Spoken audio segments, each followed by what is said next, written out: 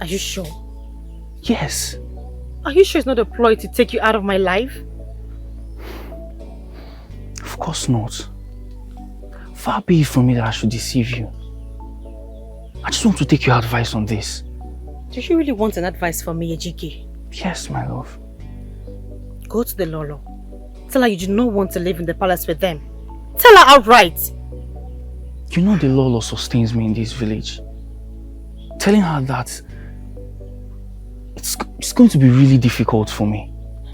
Ejike, do you love me as you claim? Of course I do. I love you more than than do it! Go ahead and do it!